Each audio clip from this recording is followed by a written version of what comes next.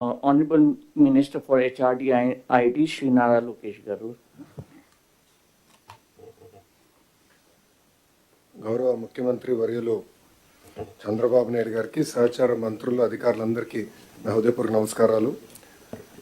75వ రాజ్యాంగ దినోత్సవ శుభాకాంక్షలు. ఎంతోమంది త్యాగాల ఫలితం స్వాతంత్రం. కానీ ప్రజలకి నిజమైన స్వాతంత్రం వచ్చింది మాత్రం నవంబర్ 26, 1950లో. రాజ్యాంగం అమలైన తర్వాతనే అందరూ సమానం అనే భావన వచ్చింది. మాట్లాడే హక్కు వచ్చింది, ప్రశ్నించే ధైర్యం వచ్చింది. స్వేచ్ఛ, సమానత్వం, సోదర భావం అందరికీ అందించారు. మనతో పాటు అనేక దేశాలకి స్వాతంత్రం వచ్చింది. కానీ ఈరోజు మనం చూస్తే వాళ్ళందరూ ఒక సంక్షోభంలో ఉన్నారు. కానీ భారతదేశమే ఒక సూపర్ పవర్గా ఎదిగింది. దానికి కారణం మన రాజ్యాంగం. అనేక కులాలు, భాషలు, ప్రాంతాలు ఎన్నో సంక్షోభాలు ఎదుర్కొన్న ఈరోజు మనందరం ఒకే దేశంగా నిలబడ్డామంటే దాని గొప్పతనం మన రాజ్యాంగం. ఈ సందర్భంగా రాజ్యాంగం రూపకర్తను మనం స్మరించుకోవాల్సిన అవసరం ఉంది. రాజ్యాంగం కమిటీ అధ్యక్షుడిగా డాక్టర్ బిఆర్ అంబేద్కర్ గారు చేసిన కృషి ఒక చరిత్ర.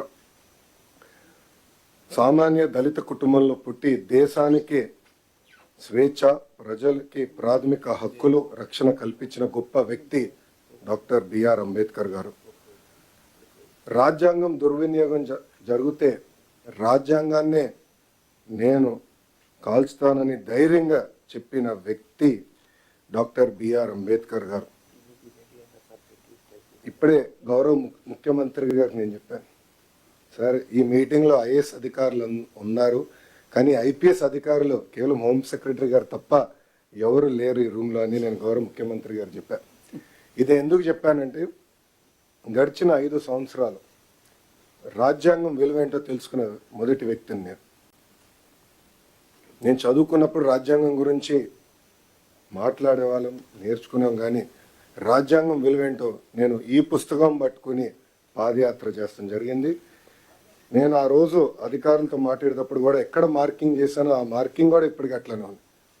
దీంట్లో మనం చూస్తే right to freedom, article 19, freedom of speech, freedom of expression ఏదైతే రాజ్యాంగం మనకు కల్పించిందో అది నేను పాదయాత్ర ప్రారంభిస్తాం కానివ్వండి, దాని ముందల గౌరవ ముఖ్యమంత్రి గారు ప్రతిపక్ష నేతగా ఉన్నప్పుడు అధికారులు అది సరిగా పాటించలేదు. అందుకే ప్రజలు ప్రజాస్వామ్యంలో తీర్పిచ్చారు. రాజ్యాంగాన్ని కాపాడాల్సిన బాధ్యత అధికారులందరిపైన ఉంది, ప్రజాప్రతినిధులపైన కూడా చాలా చాలా ఉంది. అందుకే సార్ దీంట్లో భాగంగా విద్యాశాఖలో మేము వచ్చే సంవత్సరం నుంచి బాలల భారత రాజ్యాంగం ఇవ్వాలని నిర్ణయం తీసుకుంటాం జరిగింది. దీంట్లో కాన్స్టిట్యూషన్లో ఉన్న అన్ని కాన్సెప్ట్స్ని సింప్లిఫై చేసి ఒక పిక్టోరియల్ ఫార్మాట్లో పిల్లలకి ఏజ్ అప్రోప్రియేట్కి ప్రధానంగా ప్రియాంబల్ అందిస్తూ ఫండమెంటల్ రైట్స్ ఏంటి, డ్యూటీ, స్ట్రక్చర్స్ ఆఫ్ గవర్నెన్స్ ఏంటి అనేది క్లియర్గా అందించాలని నిర్ణయం తీసుకున్నారు సార్. దాంట్లో భాగంగా భారతదేశానికి స్వాతంత్రం వచ్చిన కారకులైన మహాత్మా గాంధీ గారు, అంబేద్కర్ గారు, నెహ్రూ గారి గురించి కూడా దీంట్లో చాలా చెప్పాలని నిర్ణయించుకున్నాం. అంతేకాకుండా సివిక్ అవేర్నెస్ అనేది చాలా చాలా అవసరం.